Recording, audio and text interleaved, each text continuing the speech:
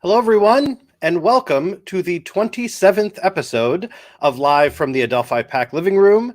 Now, I'm not counting yesterday's special Spirit Weekend edition, largely because it was not on a Monday night when we usually have these, but also because I totally cheated and pre-recorded the whole thing. So I strongly suggest, however, that you head to our YouTube page and watch that episode. It is now available to anyone. It is great. We brought back 10 great guests from past episodes with brand new performances, so do take a minute to check that out. My name is Blythe Daylong. I am the Executive Director of the Adelphi University Performing Arts Center. Thank you so much for choosing to spend some time with me and with Adelphi and with the great guests that we have on tonight's show.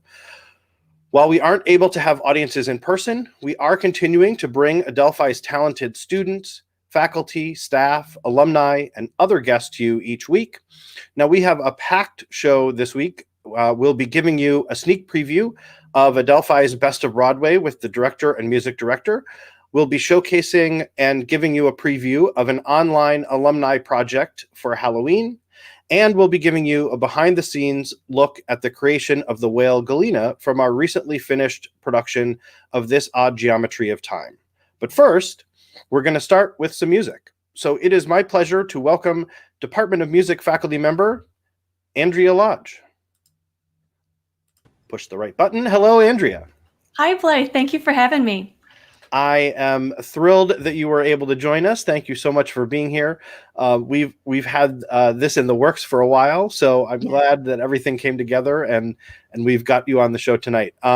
Now, where are you coming to us from this evening? I'm here at my apartment in Queens, New York. I'm not too far from Adelphi.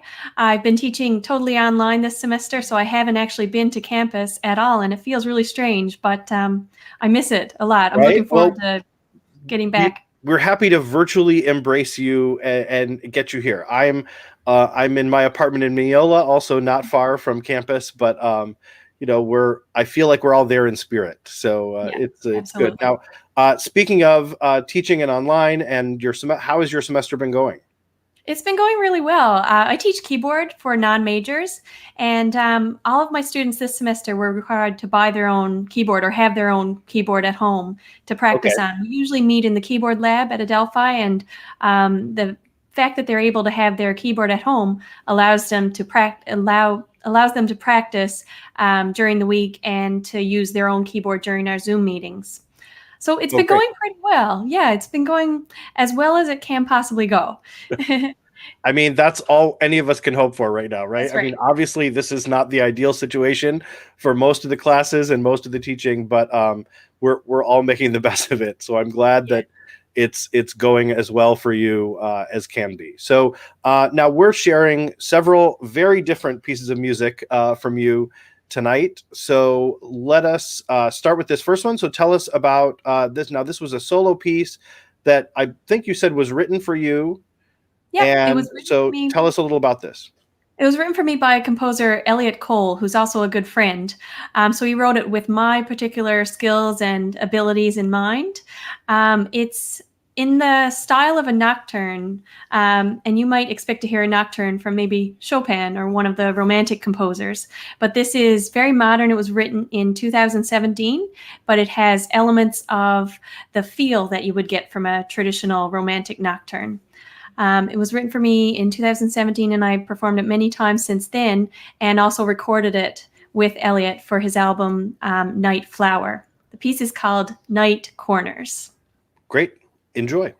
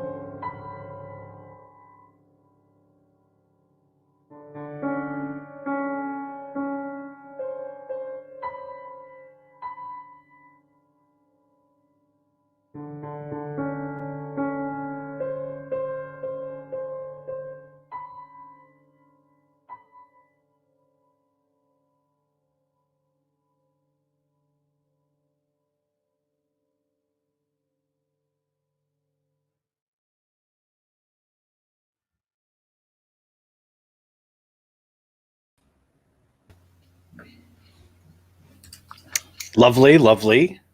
Thank you. I really enjoyed Very. playing that piece as well.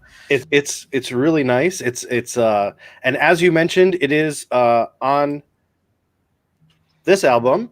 Yes. So this is where everyone can go to find the recording of this piece of music as part of a bigger collection of music, all from that composer, correct? Yes, Right. it's a lot of different music from the same composer and played by different instrumentalists. It's a really beautiful album. I recommend it. Great. Not So just because the, I'm I on it. mean, well, sure. I mean that that doesn't hurt, Yeah. but yeah. So it is. The website is on your screen, and if you head there, you'll find more of this music. So now next up, we have a duo that is you and a saxophonist. Now this is from a recital that you did here at Adelphi just over a year ago in the recital hall downstairs in the recital hall. So tell us a little about this piece. It is very different than what we just heard, and give us a little background on this one. Well, this piece is by Andrew Sigler, and he wrote this piece especially for Allison Adams, who I collaborate with on the performance. She's a longtime friend and collaborator, and we're actually working on an album together as well. It's not quite ready yet, but I will be sure to keep you posted on Great. that. Keep the Adelphi community posted as well.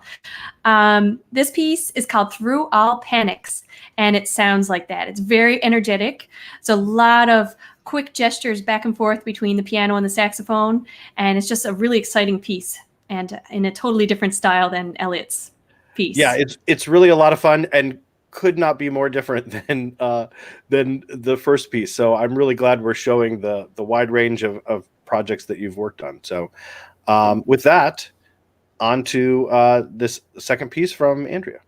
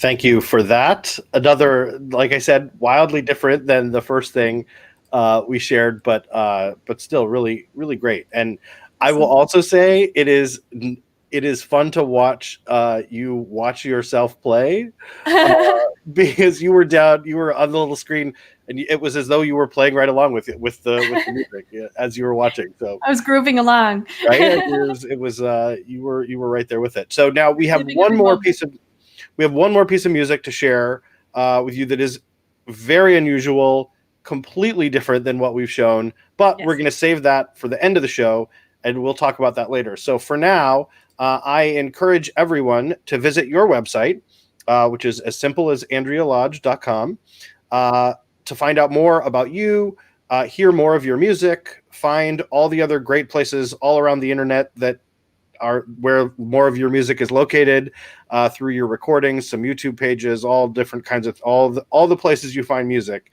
You're all over it. So we are, as I said, we're going to see you again at the end of the show. Anything else you want to add for now? Well, as I was reliving every moment of that piece in that concert, I was just wishing that I could be back there in the recital hall playing on that beautiful Fazioli piano, which is amazing. Adelphi is so lucky to have such great pianos for its students and faculty to do recitals on. So I just can't wait for my next recital at Adelphi. It's going to be great, and we're looking forward to being able to have you back here and be able to have recitals on campus again. We're doing some things virtually for now, but we really are looking forward to having everybody back in a room together again. So thank you so much for sharing this music. And like I said, we will see you again at the end of the show with one more piece of craziness. So sounds good. yeah, great. We'll see you in a bit. Thanks, Andrea. And so as we just had the very first event of our fall season this past weekend from the Department of Theater, their run of This Odd Geometry of Time. We're going to talk about that more a little bit later in the show. But now we are about to get very busy for the next several weeks. Basically, starting not this weekend, but next weekend, and then through the end of the semester, we have stuff going on all the time. So I encourage everyone to head to our website, get more information. And one of the first things that is up is Adelphi's Best of Broadway. Best of Broadway is right around the corner. It will be premiering online on Friday, November 6th. To talk more about this and to share a performance from the show, please welcome the director of the show, Megan Gerlach, and the music director, Stephen Altinel. Hello, Stephen, and hello, Megan. Hello. Hello. 27th show. I mean, it's nonsense that you're making cards for meaningless numbers. I appreciate it. It's an insane amount of shows that you've done from this. So congratulations to you. Please. No small feat. No small feat. Yeah. All right, fine. Whatever. Now, where are you each coming to us from this evening?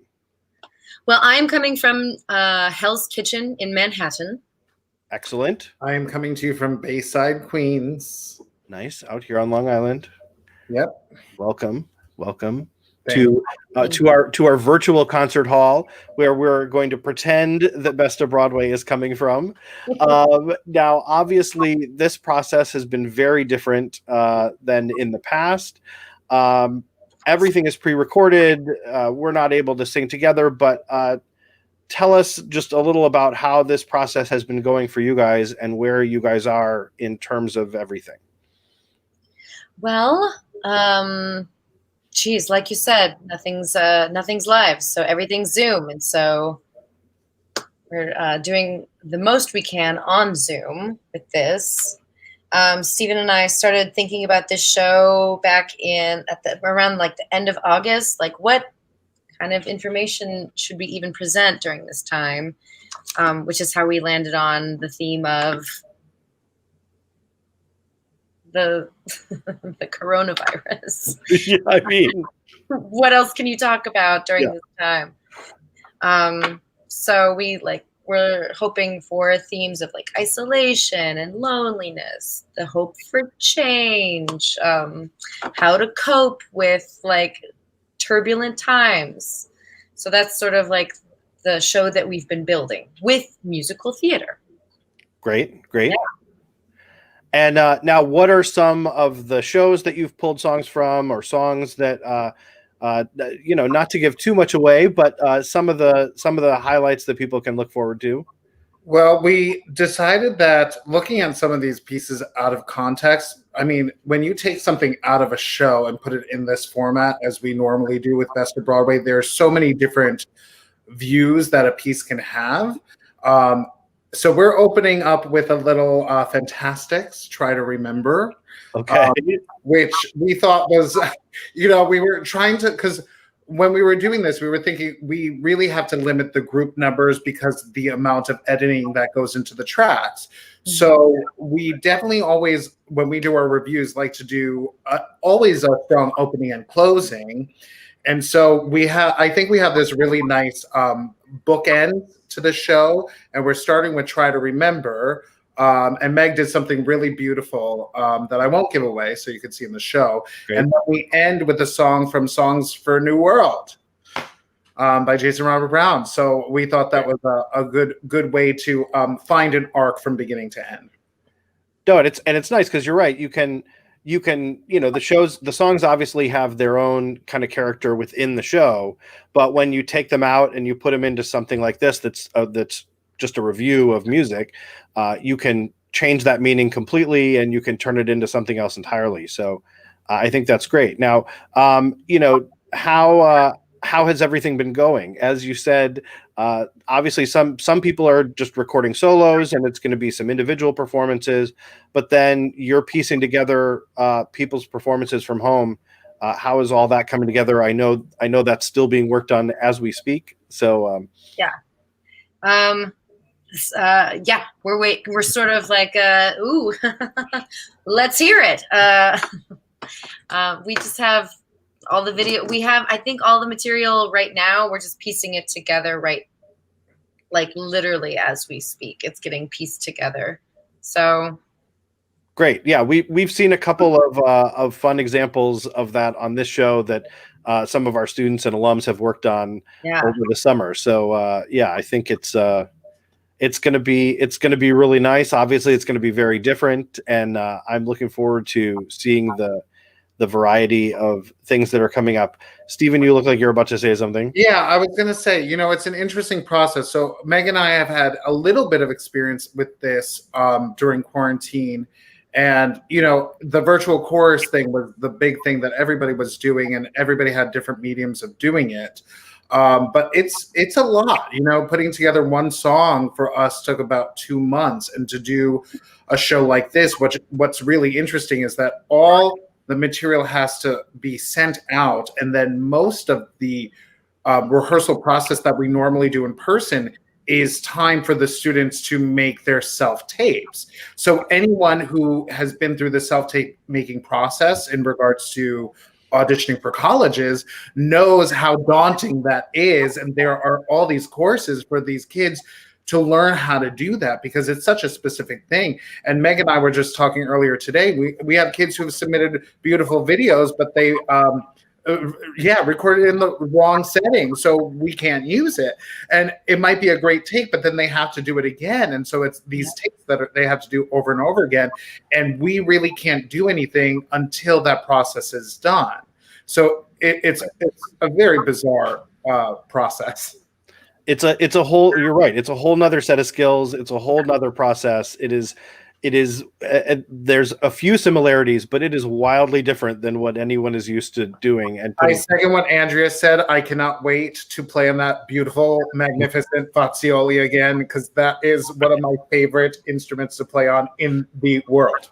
Yeah, we're anxiously awaiting getting folks back in and having people be able to come and see them in the room. So, so we're going to show one performance from the show tonight. It is one of the solo pieces that is obviously already done. That was easier to put together. So tell us a little about the piece we're going to share now. So this is A Quiet Night at Home. It's from Bear, which was technically off Broadway. But it is a standalone song that I think fits really well in this setting. I love the song.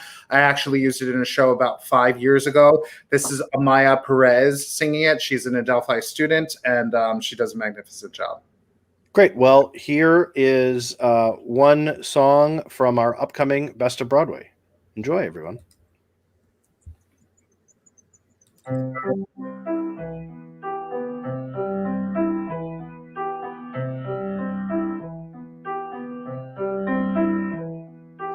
quiet night at home, silent night, joy to pass. A quiet night at home, a quiet night at home. All my friends are gone, and once again I find myself alone.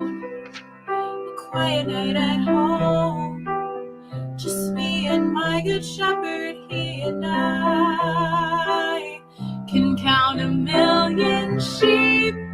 A quiet night at home, filling up the time till finally I get to sleep. A quiet night at home, mother's worried glances take my hand, smile and sadly sigh. Words of wisdom, talks of ships and princes, soothing sagas laced with loving lies. Sadness, ooh, me, sad? A quiet night at home, my favorite place. honey, it'll be okay. Slim down, dear, things will change. For after all, you such a pretty face. A quiet night at home, play my siren song, attracting none, my ship just won't come in. Clinging to the rigid rock of ages, never ever even get the chance to sin. Passing to productive hours, tearing through 100 pages. What a tale of star-crossed lovers. Life is lived on other stages. Pain adores me, God ignores me. Always thinking, sinking, never dancing, never asking why the never cry, far too clever, big girl,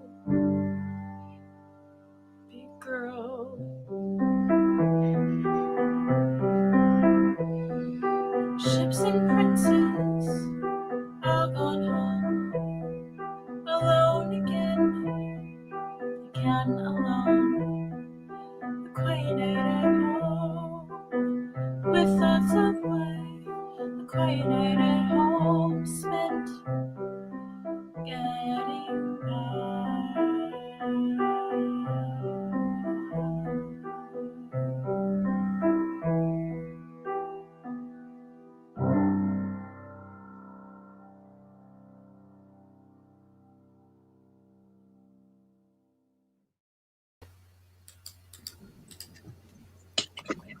Lovely, lovely. Well done. Now, what was the student's name again? Amaya Perez.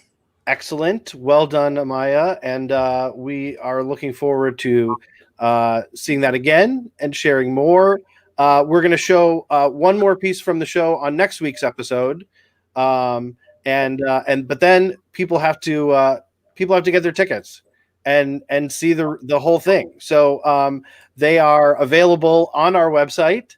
Now, while the show is pre-recorded and everything is being recorded in advance, but we are going to have multiple airings of it to sort of pretend that it is a live performance and still have that feel. So, you'll see it on the website with multiple dates and times. But it is, to be clear, it is one show being put together and one recording that we're just going to show a whole bunch of times. So, yeah, that's it. Anything else you guys want to add? I have a question. Will the performance live on after that weekend, or is that their only opportunity to see it? As of right now, that weekend is their only opportunity to see it. So I do encourage folks to get their tickets. It is the very first weekend of November. It's November 6th.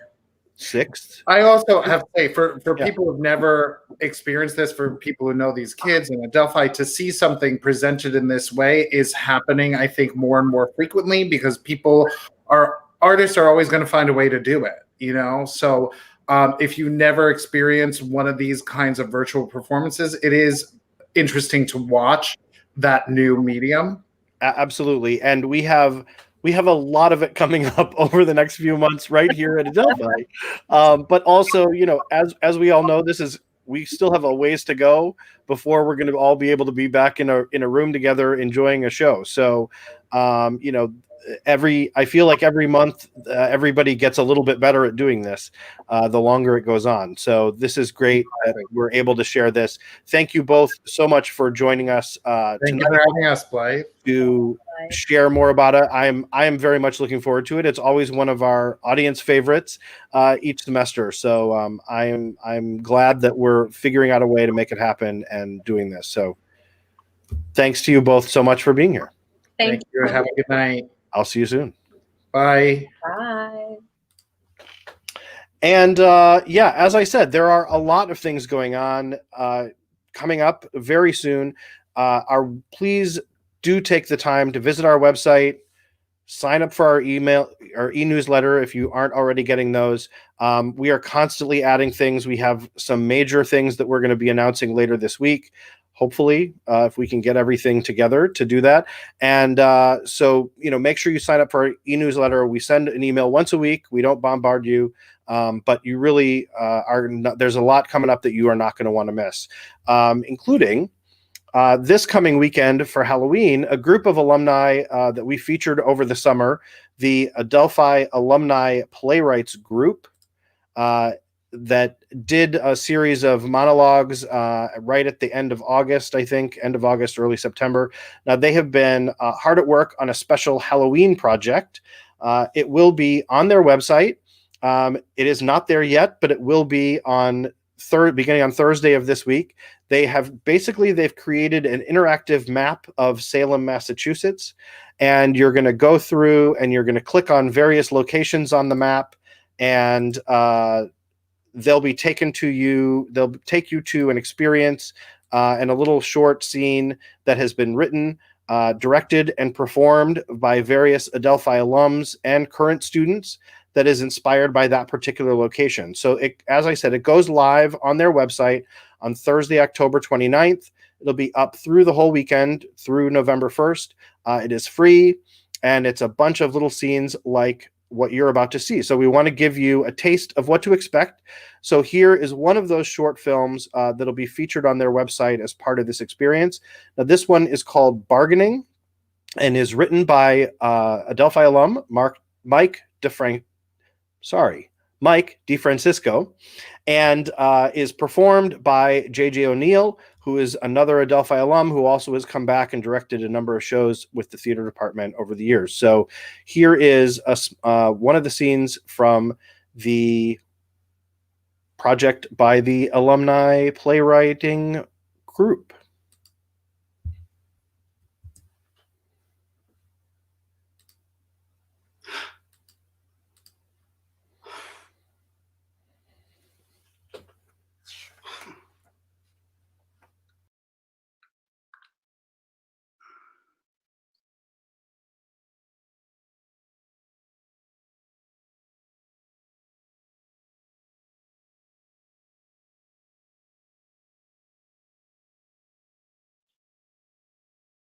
Do you ever think about your death?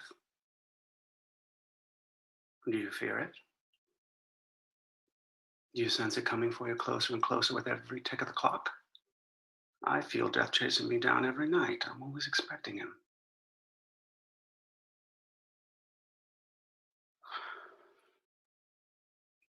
In my younger days at sea, each hard knock of a wave against the side of the ship would make my stomach drop. I'd freeze in a panic, knowing we were starting to capsize. Every fleeting pain in my chest, I was convinced, was the dreadful moment my heart was about to fail me. A bite of an apple too hastily swallowed was sure to lodge in my throat and suffocate me. This was, worst of all, an embarrassing way to go. But I so often eat alone. Having survived, I always remember to carefully chew my second bite. It may seem childish for a man as old as I to fear the end, but death will come for me as it must. Lately, every evening, when I finally slipped away into a peaceful sleep, the creak of my bedroom door startles me awake. I brace myself, knowing an intruder with a club has slipped in, cloaked in the invisibility of night. He has come to crush my skull. My heart beating as a drum crescendo, pulsing blood through my ears is so loud, it will give me away. My eyes strain open against the darkness, desperately searching through the blinding black cavernous room. No candle ember or broken ray of moonlight to reveal the intruder's shape, to reflect in the cold metal knife clasped in his belt or in the murderous onyx of his beady eyes. I hold my breath and pray. If I could see one more morning, surely I will empty my storage trunk of all the gold coins I've hoarded in excess and kept locked away from myself. I will wander the town and give every piece of gold away, shaking the hand of every neighbor, putting smiles on children's faces. All of Salem will swell with the news of my generosity. If I could see one more morning I will find words of kindness to share with my niece, who I've too often taken for granted, as she works for me as my housekeeper. She should have my money to live out her years in comfort and ease. I will seek out her daughter, my grandniece, and reinstate her inheritance. I'll make amends with her after all these years of anger and distance. I may even summon the strength to produce one kind word to her scapegrace husband.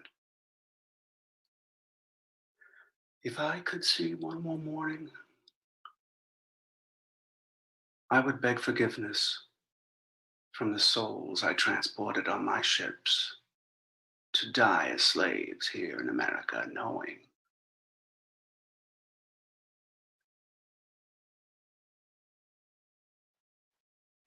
if I could see one more morning, oh God,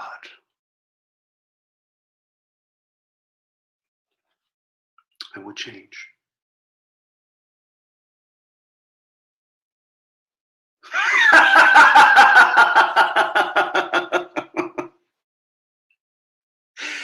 These are the prayers and bargains I make every night, but the creak of my bedroom door is never more than a creak.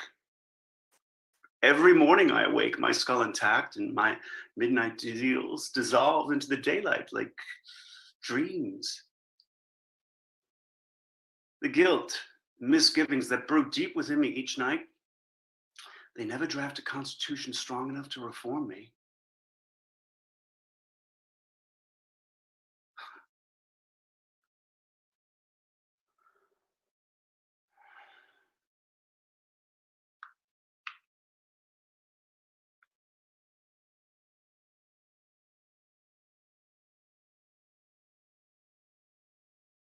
Whensoever he may come, death will find me the same man that I have been all my life. Practical, wealthy, unrepentant. I have always found it more useful to be feared than to be loved.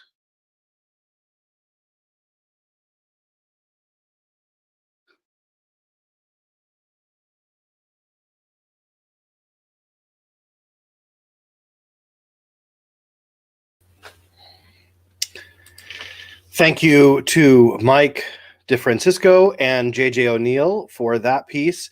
That is just one of the many short scenes that will be available as part of this project. It is called Tales of a Witchy City.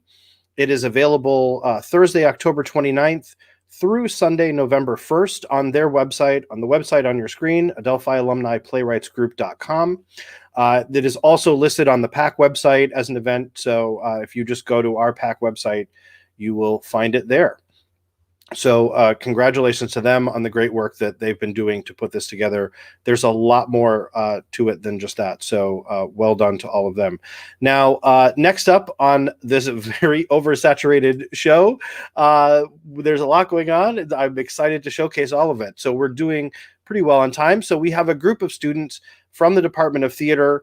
As you know, we just completed the theater department's production of the original play, This Odd Geometry of Time.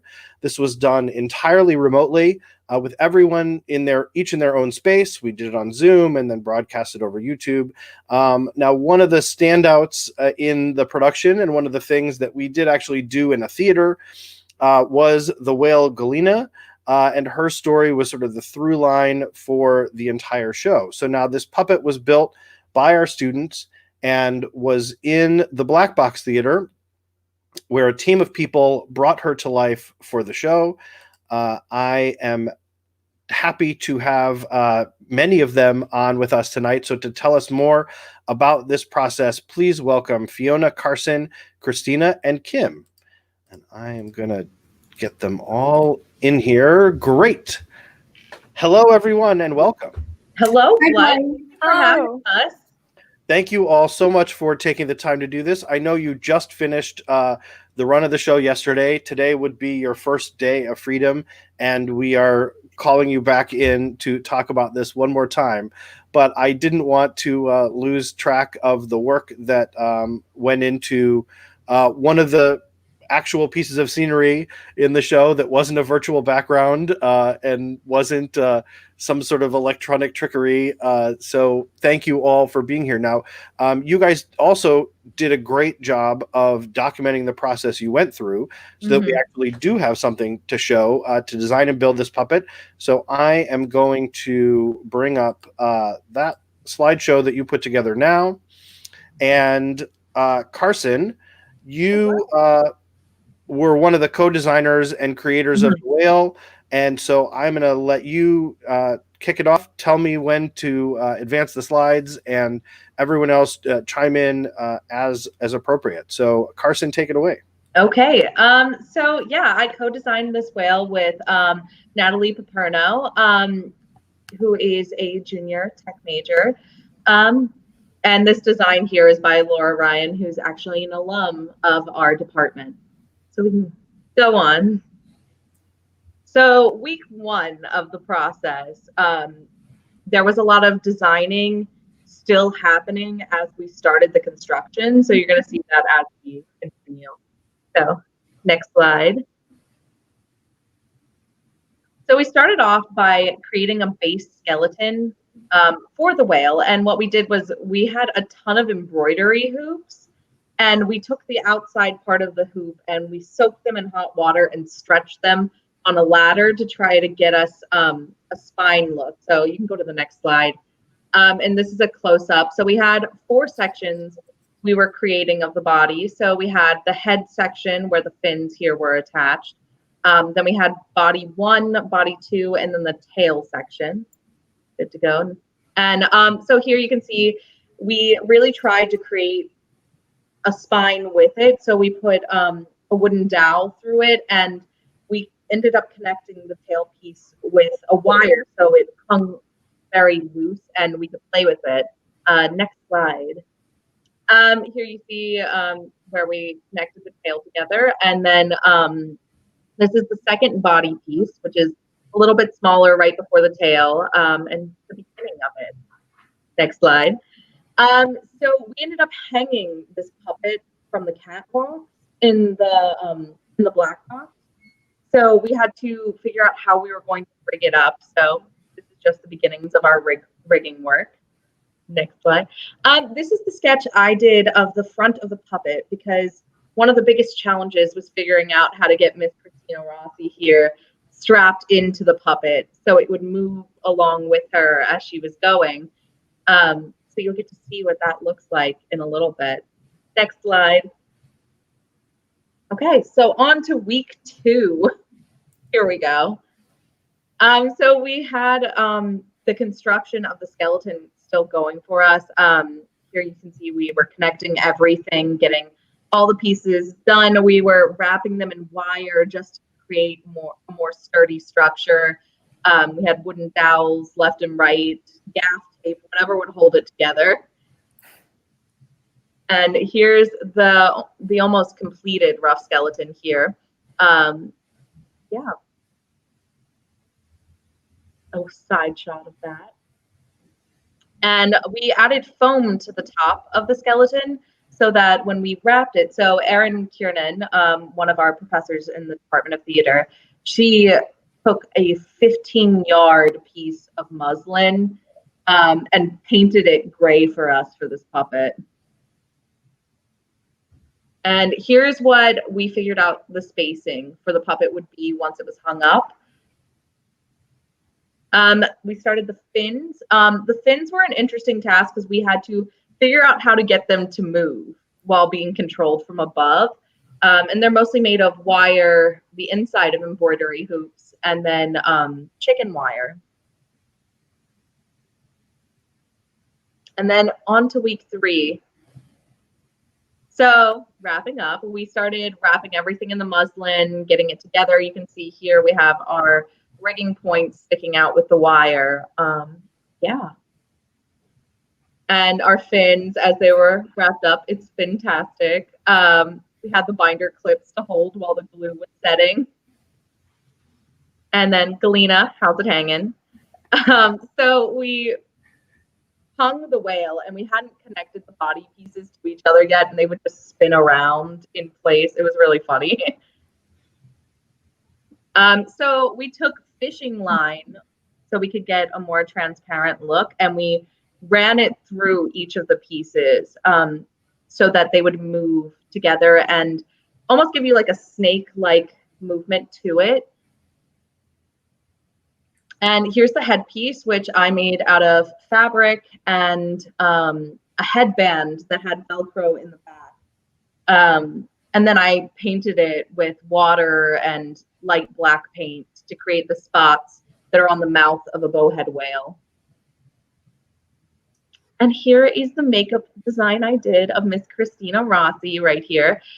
So we kind of wanted to go for a black swan look and more of a play on a whale than an actual whale makeup because Christina here, when she acts, she's very expressive with her mouth and her eyebrows. So we just darkened them up and created some of those spots that the mouth of the whale would have. Yeah, and here is the final product with some lights done by Fiona. Hello, yeah, so this is the opening lights for the opening scene after Galena's just been born. So you can see some of the red in the water that would be like blood from the birth, and that like slowly kind of vanished, like I guess like food coloring kind of like dissipating. Moving into the next one. Basically my idea for the lights was lighting Galena and Christina with a very low saturate blue so you could see most of the colors that were painted on the whale, and also the makeup just that same color, and then really putting the saturate colors on the wall to show the water and the change in the water, which was a big theme of the show. So here you can see it's very blue, very saturate blue.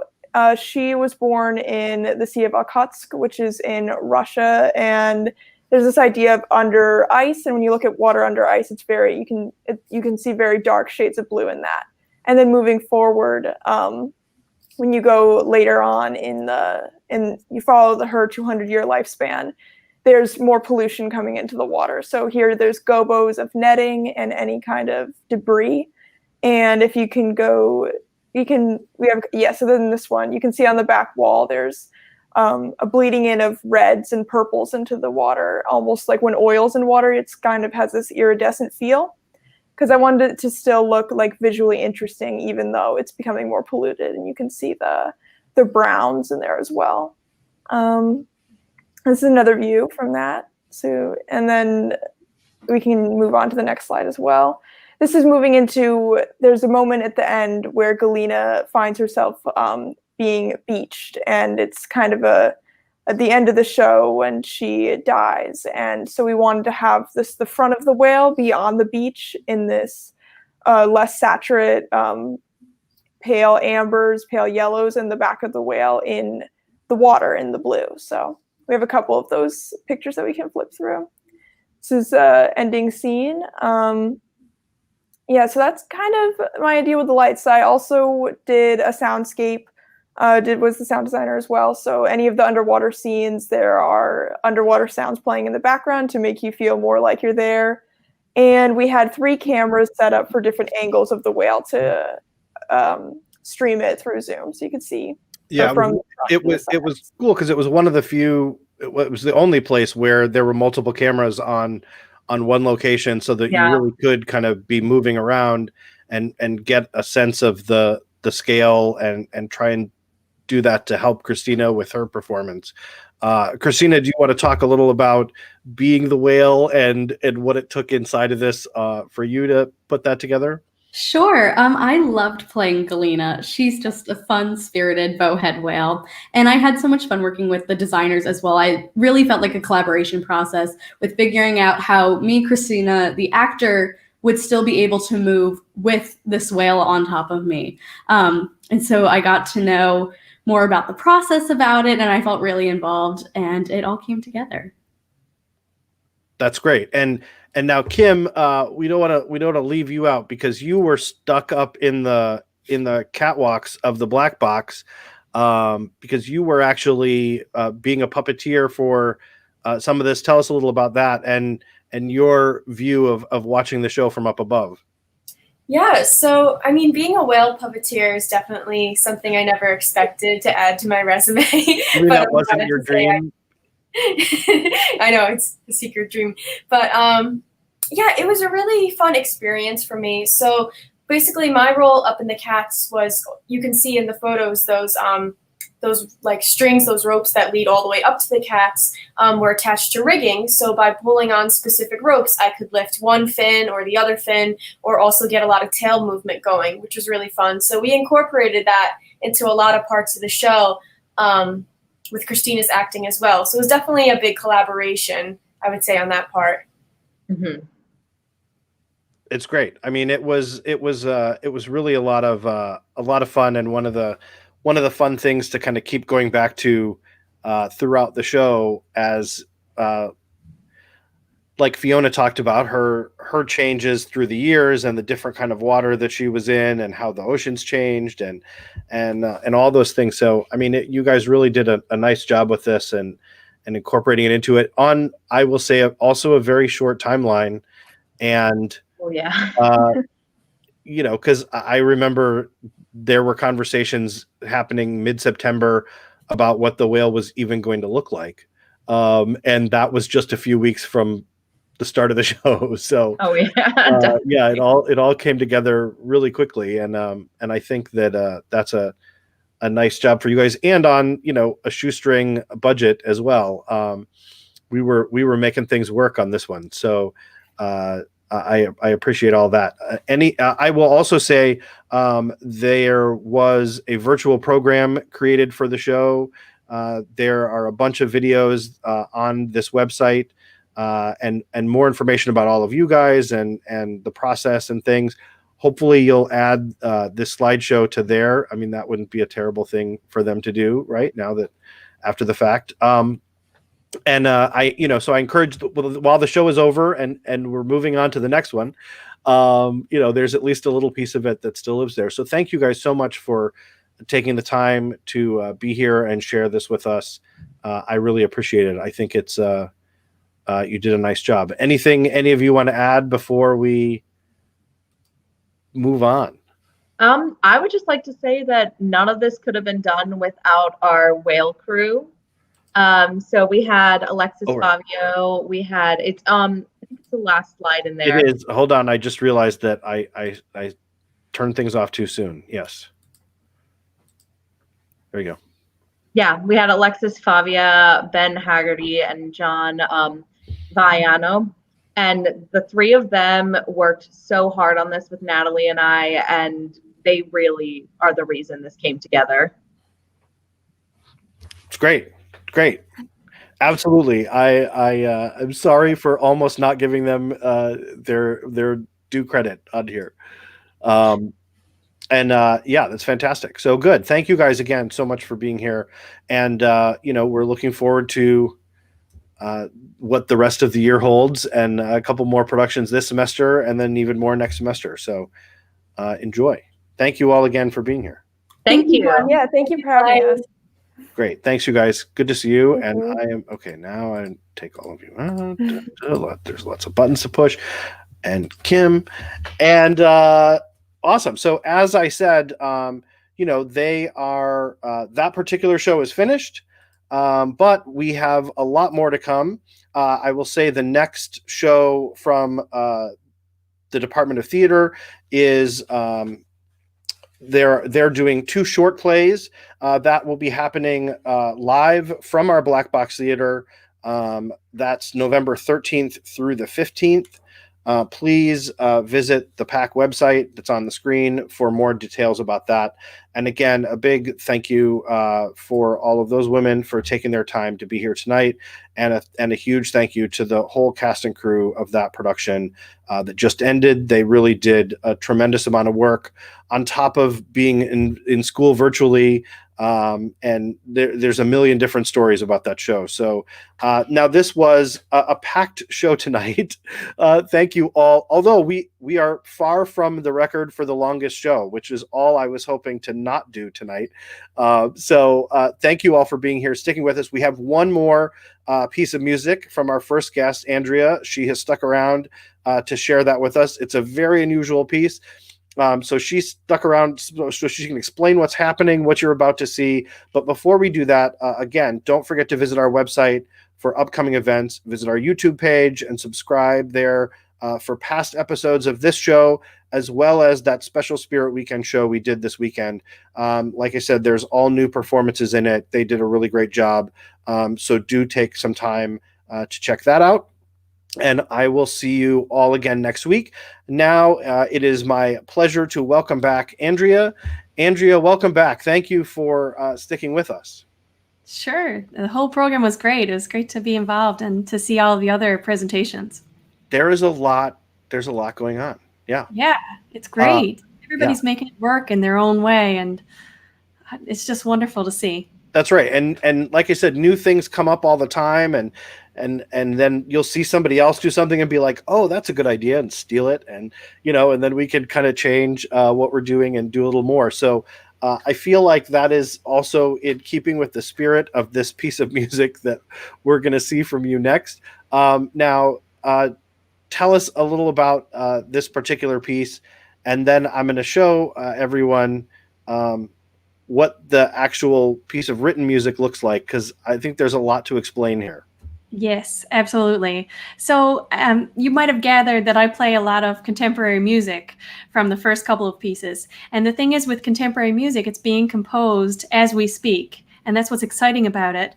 And also, the fact is, contemporary music can vary so much from one composition to the next, because many composers are expressing themselves in different ways. And it's just exciting to be in that world of creation as a new music pianist. So this piece is called Ephemeral by Benjamin Portson, and it was written for me as part of the Hypercube Composition Lab that's ongoing this fall. This is a piece that Benjamin created for the inside of the piano, totally the inside of the piano. I don't play on the keys at all. He develops his own method of notation for this piece, which is ingenious, I think. And when I started working with the piece, I thought, oh, these gestures are going to take forever to memorize what means what. It's almost like learning a new language, which gesture means what. But it was very intuitive.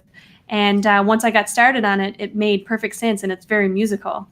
So it may look like a work of art and not a piece of music, and I think it's both. So this is his score. It's great. It's beautiful. You can see a little bit of it on the computer screen that you have right there with you on the computer, on the piano. And so I saw that and I was like, wait, I want to make sure everybody gets a good look at this so that they know what really is going into this. I will also say, I'll put this up. You did mention the group that this was put together as part of. So do you want to tell us a little more about Hypercube Music? Yeah, absolutely. Hypercube is my ensemble consisting of piano, and I sometimes play accordion with the group, saxophone, percussion, and guitar. And actually, 3 of us are connected with Adelphi, so it's a Adelphi-focused group. Even better. And, we love that. We have been creative this fall because, as is the case with a lot of other artists, our performances have been canceled or at least put on hold for a while. So we, in collaboration with a group called Charlotte New Music, put together this composition lab in which composers from all across the country and abroad, we have composers in Canada and Japan, for example, they're writing brand new pieces for us that we then get together and rehearse safely and record, and we broadcast as part of this whole festival. So it's exciting to be able to create and to premiere new pieces in this uncertain time. It's great. Well, again, thank you so much for taking the time to be with us tonight and to be on the show, and for all the great music you've shared. I really appreciate it. I look forward to seeing you back in the Performing Arts Center at some point in the hopefully near future. Okay. And with that, we're going to share one last piece of music from Andrea. Thank you all for being here. I will see everyone again next week. So thank you. Thank you, Blythe.